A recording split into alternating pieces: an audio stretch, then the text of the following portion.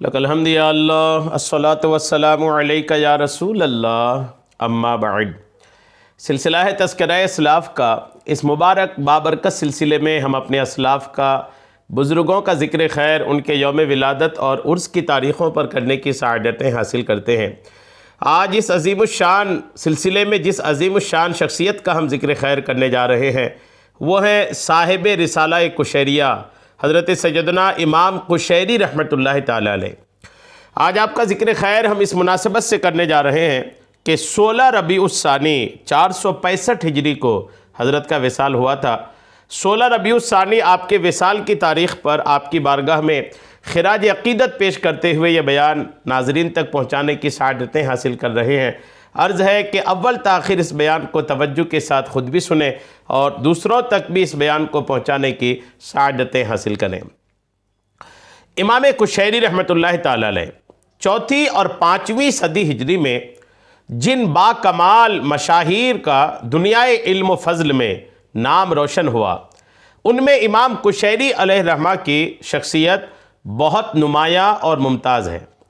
علوم و فنون میں جامعیت و مہارت، تصوف و طریقت اور باطنی و روحانی امور پر عبور، ذکاوت و فطانت، نکتہ سنجی اور دقیقہ رسی میں اپنی نظیر آپ تھے۔ نام و نسب کے تعلق سے سنیے، آپ کا نام نامی اسم گرامی عبد الکریم، کنیت ابو القاسم اور لقب زین الاسلام ہے۔ آپ کے ہم عصر خطیب بغدادی نے نسب یوں بیان کیا ہے: عبد الکریم بن حوازن بن عبد الملک بن طلحہ بن محمد ابو القاسم القشیری النیسابوری۔ ذہبی نے آپ کو امام زاہد، قدوہ، استاد، صوفی اور مفسر کے القاب سے یاد کیا ہے۔ آپ کے آبا و اجداد عرب سے ہجرت کر کے خراسان کے آس پاس میں آباد ہو گئے تھے۔ خراسان کا دارالحکومت نشاپور تھا۔ اس کے قریب استوا نامی ایک بڑا قصبہ تھا جس میں ربیع الاول 376 ہجری میں آپ کی پیدائش ہوئی۔ اسی نسبت سے آپ کو نیشاپوری کہا جاتا ہے، اور قشیر بن کعب سے منسوب عرب کے ایک بڑے قبیلے سے خاندانی تعلق کی بنا پر آپ کو قشیری کہا جاتا ہے۔ آپ والد کی جانب سے قشیری اور والدہ کی جانب سے سلمی ہیں۔ آپ کے ماموں ابو عقیل سلمی علاقہ استوا کے سرکردہ زمینداروں میں سے تھے۔ امام قشیری رحمۃ اللہ تعالی علیہ کی تعلیم و تربیت کے تعلق سے سنیے، امام ابو القاسم قشیری علیہ الرحمہ کے سر سے باپ کا سایہ بچپن میں ہی اٹھ گیا تھا۔ چنانچہ آپ ابو القاسم الیمانی کے پاس جا پہنچے اور ان سے ادب اور عربی زبان پڑھی۔ اسی طرح دیگر حضرات سے بھی استفادہ کیا۔ بچپن ہی سے حساس طبیعت کے واقع ہوئے تھے۔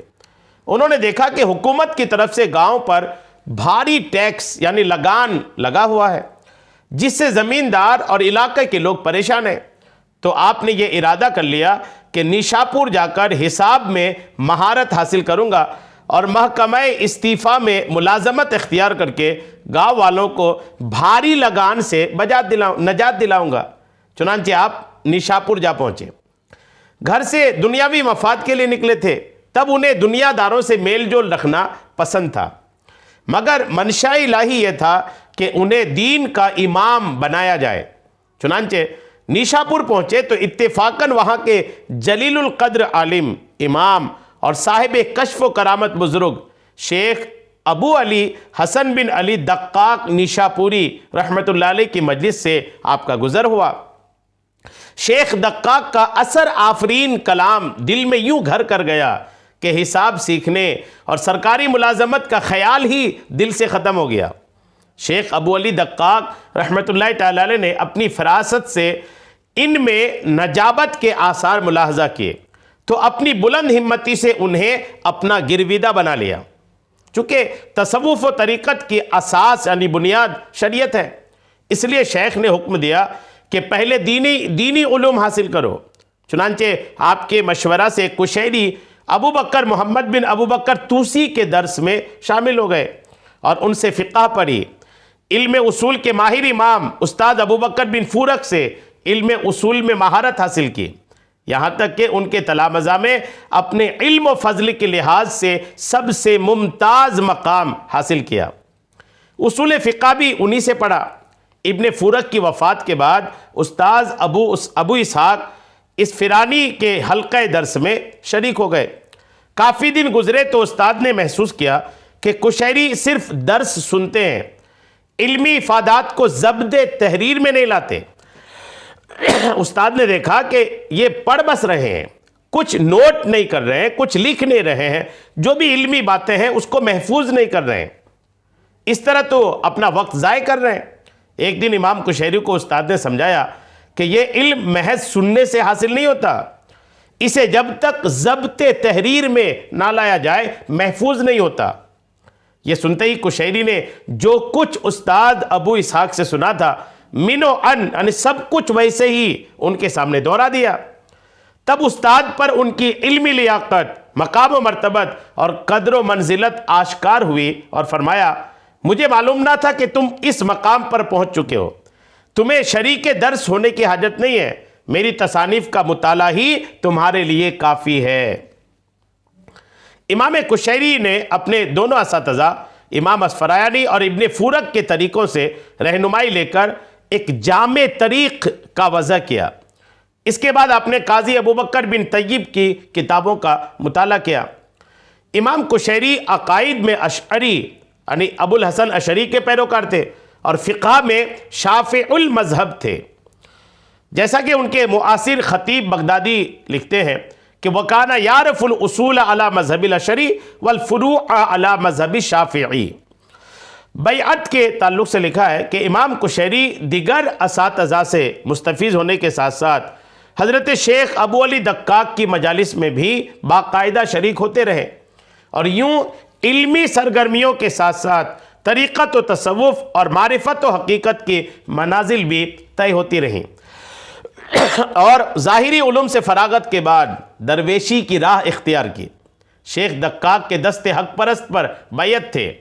اپنے شیخ کی زبانی اپنا سلسلہ طریقت بیان کرتے ہوئے آپ کچھ یوں لکھتے ہیں کہ استاذ ابو علی فرمایا کرتے تھے کہ میں نے طریق تصوف نصر آبادی سے حاصل کیا، انہوں نے شبلی سے، ابو بکر شبلی نے جنید بغدادی سے، اور جنید بغدادی نے سری سکتی سے، اور انہوں نے معروف کرخی سے، اور معروف کرخی نے داؤد طائی سے حاصل کی، جبکہ داؤد طائی کی ملاقات تابعین سے تھی۔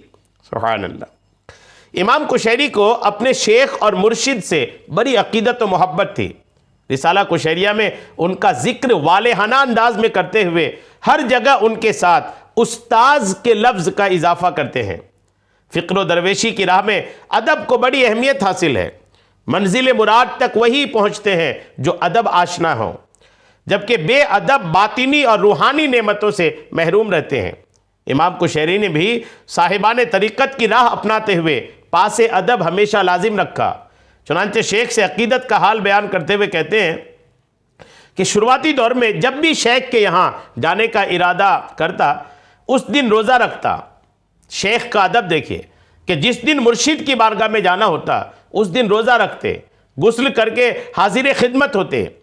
بارہا ایسا بھی ہوا مدرسہ کے دروازے تک پہنچ جاتا مگر شرم و حیا کی وجہ سے آگے نہ بڑھ سکتا اور وہیں سے لوٹ آتا، اور اگر کبھی ہمت کر کے اندر داخل ہو جاتا تو بدن پر کپ کپی کی کیفیت طاری ہو جاتی۔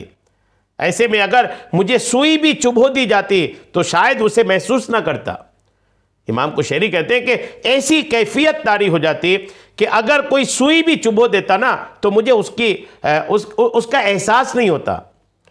اگر کوئی مسئلہ درپیش ہوتا یا کسی اشکال کے بارے میں استفسار کرنا ہوتا تو حاضری کے وقت لب کشائی کی ضرورت ہی پیش نہ آتی۔ شیخ و مرشد از خود ان مسائل کی تشریح فرما دیتے۔ کیسے آپ کے مرشد تھے کہ جب آپ اپنے مرشد کی بارگاہ میں جاتے جو بھی آپ کا مسئلہ ہوتا آپ کو بیان کی بھی حاجت پیش نہیں آتی، آپ کے پیر اپنی روحانی طاقت سے خود معلوم کر کے اپنے مرید کے مسائل کا خود ہی حل ارشاد فرما دیتے۔ یہ معاملہ امام قشیری کہتے ہیں میرے ساتھ کئی بار ہوا۔ میں اکثر سوچا کرتا کہ اگر بالفرض اللہ تعالیٰ اس وقت اپنی مخلوق کی طرف کوئی رسول بھیج دے تو کیا میرے لیے اس سے بڑھ کر تعظیم ممکن ہوگی؟ میرے تصور میں بھی یہ بات نہ آتی کہ ایسا ممکن بھی ہو سکتا ہے۔ امام کشیری پر ان کے شیخ استاد ابو علی دقاق کی خاص نظر عنایت تھی، روحانی قرب کے علاوہ رشتہ داری کا تعلق بھی ہو گیا۔ شیخ دقاق نے ان کی لیاقت اور قابلیت کے پیش نظر اپنی صاحبزادی فاطمہ کا عقد کشیری سے کر دیا تھا، حالانکہ ان کے اپنے رشتہ داروں میں صالح نوجوانوں کی کمی نہ تھی۔ کشیری کہتے ہیں کہ اس قدر قرب کے باوجود کیا مجال کہ کبھی کسی قسم کے اعتراض کا دل میں خیال بھی پیدا ہوا ہو، یہاں تک کہ ان کا وصال ہو گیا۔ شیخ دقاق کی وفات کے بعد امام عبد الرحمن سلمی کی صحبت اختیار کی، یہاں تک کہ اہل خراسان نے ان کے علم و فضل کی بنا پر انہیں استاذ تسلیم کر لیا۔ امام کشیری نے اکابر اساتذہ کی صحبت اور اپنی خداداد ذہانت و قابلیت سے وہ کمال حاصل کیا کہ باید و شاہد وہ جامع شخصیت کے مالک تھے۔ ان کی ذات میں اس قدر گوناگوں اور طرح طرح کے علوم و فنون جمع ہو گئے تھے کہ کسی فرد واحد میں اتنے علوم کا جمع ہو جانا بظاہر ممکن دکھائی نہیں دیتا تھا۔ سبحان اللہ، زبردست علم اللہ کریم نے آپ کو عطا فرمایا تھا۔ آپ یگانہ روزگار، فقیہ، اصولی، محقق، متکلم، اعلی مرتبت محدث، حافظ، مفسر، مقنن، نحوی، ماہر لغت و زبان پر دسترس رکھنے والے ادیب، کاتب اور شاعر تھے۔ خط میں بہت خوبصورتی اور نفاست تھی۔ بہادر، دلیر، گھڑ سواری اور اسلحہ کے استعمال کے ماہر تھے، اور اس سلسلے میں انمٹ نقوش سبد کے۔ آپ کے ہم عصر اس بات پر متفق ہیں کہ وہ اپنے زمانہ کے سردار اور امام وقت تھے۔ اہل اسلام کے لیے ان کا وجود سراسر باعث خیر و برکت تھا۔ الغرض علوم و فنون کا کوئی ایسا قابل ذکر شعبہ نہ تھا جس میں آپ کو ید طولہ حاصل نہ ہو۔ امام کشیری کے معاصر اور طریقت و تصوف کے تاجدار حضرت سیدنا داتا گنج بخش علی حجویری رحمۃ اللہ علیہ امام کشیری کے علم و فضل کی جامعیت اور ہماگیریت کی یوں شہادت دیتے ہیں۔ آپ فرماتے ہیں استاد و امام زینت اسلام عبد الکریم بن حوازن کشیری رحمۃ اللہ علیہ اپنے زمانے میں نادر الوجود اور رفیع القدر بزرگ ہیں۔ اہل زمانہ آپ کے علم و فضل، مقام و مرتبہ اور محامید و مناقب سے پوری طرح آگاہ ہیں۔ ہر فن میں آپ کے بیان کردہ علمی لطائف و نکات بے شمار ہیں۔ سبحان اللہ۔ کشیری کے ایک اور ہم عصر علی بن حسن الباقرزی یہ دمیت القصر میں بیان فرماتے ہیں کہ خارج فی احاطتہ بالعلوم علی الحد البشری، کہ آپ کے علوم کا احاطہ کرنا انسانی بساط سے باہر ہے۔ یعنی امام کشیری رحمۃ اللہ علیہ کو اللہ کریم نے اتنے علوم و فنون میں مہارت عطا فرمایا تھا کہ انسانی بساط سے باہر ہے کہ ان کا احاطہ کر سکے۔ علوم ظاہری سے فراغت پا کر خانقاہ فکر و تصوف میں قدم رکھا امام کشیری رحمۃ اللہ علیہ، اور اپنے مشائخ کے طریقے کے مطابق خلق خدا کی رہنمائی، تطہیر قلوب اور صفائے باطن کا فریضہ انجام دیتے رہے۔ آپ نے راہ تصوف پر گامزن ہونے والوں کی رہنمائی کے لیے ایک رسالہ تصنیف کیا جسے رسالہ کشیریہ کے نام سے شہرت دوام اور مقبولیت خاص و عام حاصل ہے۔ اس تصنیف میں آپ نے جہاں تصوف کی اہمیت و ضرورت پر روشنی ڈالی، وہیں بڑی شدت کے ساتھ اس حقیقت کو واضح کیا کہ بغیر شریعت مطہرہ کی پاسداری کے تصوف و طریقت کی کوئی وقعت نہیں ہے۔ جی ہاں، آپ فرماتے ہیں امام کشیری رحمۃ اللہ علیہ کہ شریعت نام ہے حکم و عبودیت کے التزام کا، اور حقیقت نام ہے مشاہدہ ربوبیت کا، لہٰذا جس شریعت کو حقیقت کی تائید حاصل نہ ہو وہ غیر مقبول ہے، اور جو حقیقت شریعت کی پابند نہیں وہ لا حاصل ہے۔ یہ امام کشیری فرما رہے ہیں۔ فکر و تصوف میں آپ کے مقام و مرتبہ کے حوالے سے یہ امام ذہبی لکھتے ہیں کہ کشیری اپنے زمانہ میں اقلیم تصوف کے بے تاج بادشاہ تھے۔ اللہ تعالیٰ نے آپ کو سخت ترین ریاضت و مجاہدہ کی ہمت عطا فرمائی، مریدین کی تربیت اور انہیں پند و نصائح کرنے اور عمدہ عبارتوں کے بیان میں بے مثال تھے۔ پاکیزہ نفس، نفیس اشارات و نکات کے ذریعے معانی کی تہ تک پہنچ جانے والے نکتہ رس تھے۔ آپ تصوف و طریقت کے اعلیٰ مرتبے پر فائز تھے کہ آپ کی نظر میں متاع دنیا کی کوئی حیثیت نہ تھی۔ عارف کامل مولانا جامی لکھتے ہیں، صاحب کشف الوجوہ فرماتے ہیں کہ میں نے ایک بار کشیری سے دریافت کیا کہ طریقت و تصوف میں آپ کے ابتدائی احوال کیا تھے؟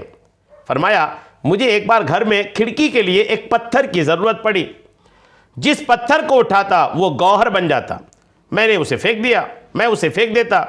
حضرت داتا صاحب فرماتے ہیں اس کی وجہ یہ تھی کہ ان کے نزدیک گوہر اور پتھر دونوں برابر تھے، بلکہ ایک لحاظ سے وہ پتھر کو گوہر سے بہتر سمجھتے تھے، اس لیے کہ انہیں پتھر کی ضرورت تھی، گوہر سے دلچسپی نہ تھی۔ سبحان اللہ۔ امام قشیری اپنی رضا کو رضائے الہی کے تابع کر دیا تھا۔ حضرت داتا گنج بخش ہجویری لکھتے ہیں کہ میں نے استاذ ابو القاسم قشیری کو یہ فرماتے سنا کہ فکر و غنا کے بارے میں لوگوں کی مختلف رائے ہیں، کسی نے ایک چیز کو اختیار کیا، کسی نے دوسری کو، لیکن میں وہ چیز اختیار کرتا ہوں جسے اللہ میرے لیے اختیار کرے۔ سبحان اللہ۔ اور جس حال میں مجھے رکھے، اگر صاحب دولت بنائے تو مجھے اپنی یاد سے غافل نہ کرے، اور اگر فقیر رکھے تو حریص و نافرمان ہونے سے محفوظ رکھے۔ سبحان اللہ۔ مزید آپ کے الحمدللہ حالات ہیں، ایمان افروز حالات ہیں، پڑھنے سے تعلق رکھتے ہیں۔ آپ کی رسالہ قشیریہ کو شاہ محمد چشتی نے ترجمہ کر کے شائع کیا تھا اردو میں۔ اسی کے شروع میں آپ کی حیات کے تعلق سے جو باتیں لکھی تھیں میں نے آپ کو پیش کر دیا ہے۔ 16 ربیع الاخر آپ کے عرس کی تاریخ، خوب ایصال ثواب کیجئے، برکتیں حاصل کیجئے۔ اللہ کریم آپ کے مزار پاک پر خوب رحمت نازل فرمائے، آمین، بجاہ النبی الامین صلی اللہ تعالی علیہ وسلم۔